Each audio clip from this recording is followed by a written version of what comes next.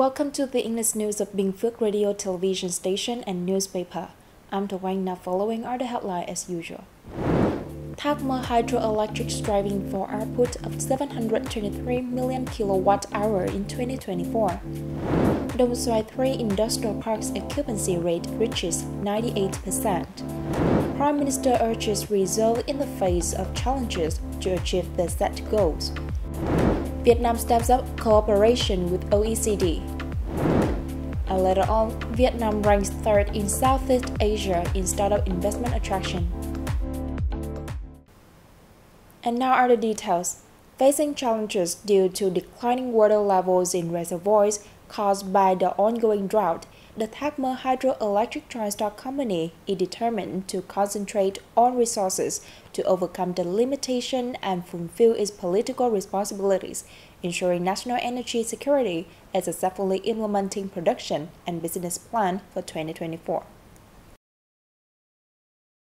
To achieve its goals, TMP will actively implement a range of solutions, including operating power generating units safely and efficiently, and being ready to meet system mobilization needs, ensuring water supply for domestic and agricultural purposes during the dry season in the lower reaches of the Bear River, and operating reservoirs according to approved procedures. It will also implement projects related to renewable energy under the Power Development Plan 8 and continue to promote digital transformation and the application of technology in production and business activities.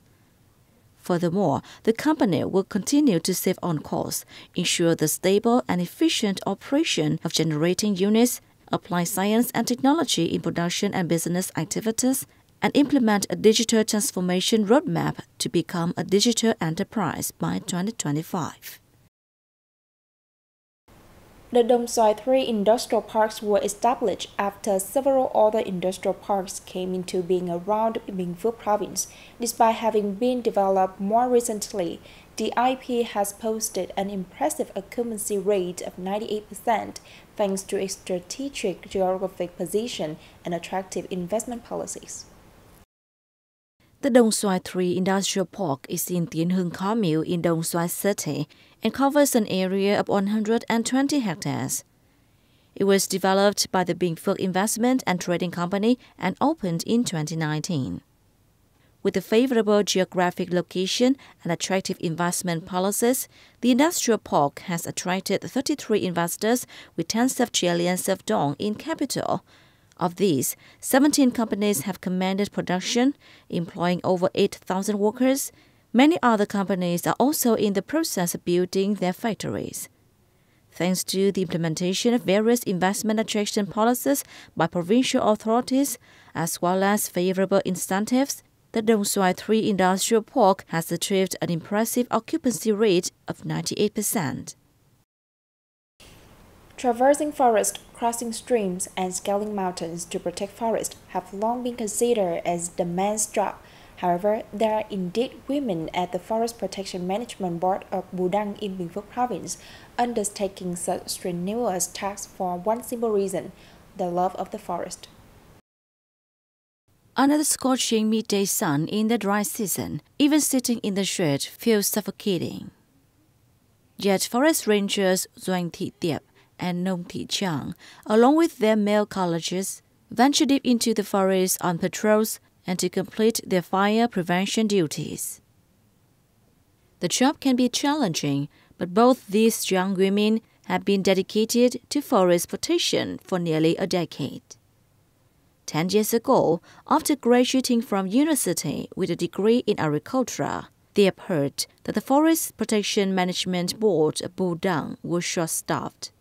Without hesitation, she applied for a job. Despite initial reservations from the unit's leadership and her male colleagues, they have remained undeterred.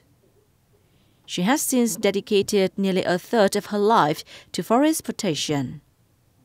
Chang also joined the forest protection team around the same time. Besides Tiep and Chang, there is also another female forest ranger in the Forest Protection Management Board of Đăng. The unit stands out in the Bình Phước province for having female forest rangers who are ready to venture into forests, cross streams, climb mountains, and face dangers for their love of the forest.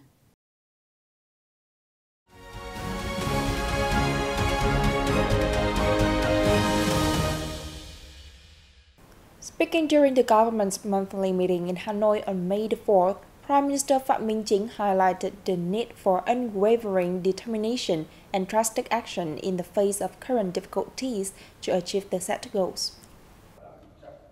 At the meeting, participants agreed that the socio-economic situation in April continued to change positively and achieved important results. Macroeconomy was basically stabilized, inflation controlled, and major balances of the economy guaranteed. Economic policies received significant attention during the meeting. Addressing the meeting, Prime Minister Phạm Minh Chính called for the steadfast pursuit of the goal set, urging relevant authorities to redouble their efforts. He requested continuing to renew traditional growth drivers and step up new ones, and hastening the disbursement of public investment capital, including the 3 national target programs, with $1.33 billion yet to be allocated. The government's leader also gave further directions regarding socio-economic and cultural affairs. Firstly, making thorough preparations for the upcoming 70th anniversary of the Điện Biên Phủ victory in localities. Ministries, agencies, and localities were assigned to continue with their fight against corruption and other negative practices, rearrange administrative units, and develop culture industry. Minister of Foreign Affairs Bùi Thanh Sơn has suggested the Organization for Economic Cooperation and Development, OECD, coordinate with Vietnam to implement their cooperation focuses. At a meeting with OECD Secretary General Matthias Cormann in Paris on May 3, Minister Sơn called on the organization to continue its support for the implementation of the 15 projects within the Vietnam OECD Action Plan for 2022 to 2026. He suggested the OECD facilitate Vietnam's more intensive integration into its specialized bodies and help the country understand and contribute more to the building of global governance policies. For his part, Secretary General Cormann stressed that he is willing to work together with Vietnam to select the specialized bodies, which can help it seize global trends and standards in service of its making of suitable development policies. On this occasion, Minister Sơn met with some foreign officials, including Deputy Prime Minister and Foreign Minister of Laos, Salium Ksakamasith, Minister of Foreign and European Affairs of Croatia, Gordon Grlic Radman, and Deputy Foreign Minister of Litva, Simona Satunas, among others. As part of his working trip, Sơn visited the headquarters of the International Organization of La Francophonie in Paris. Vietnam maintained its third position in the number of investment deals and regained third place in terms of total investment in startups in Southeast Asia. That is notable information in the 2024 Technology and Innovation Investment Report released at the Vietnam Innovation Forum 2024 recently. In 2023, Vietnamese startups received a total investment capital of $529 million. Singapore led in both the number of deals and total investment capital for startups, followed by Indonesia. In 2023, Vietnamese startups' total investment capital of $529 million dropped by 17% compared to the previous year. Meanwhile, Vietnam's number of deals involving startups slightly decreased by 9% to 122 deals, reflecting that the technology investment landscape in Vietnam continues to be affected by changes in the global economy.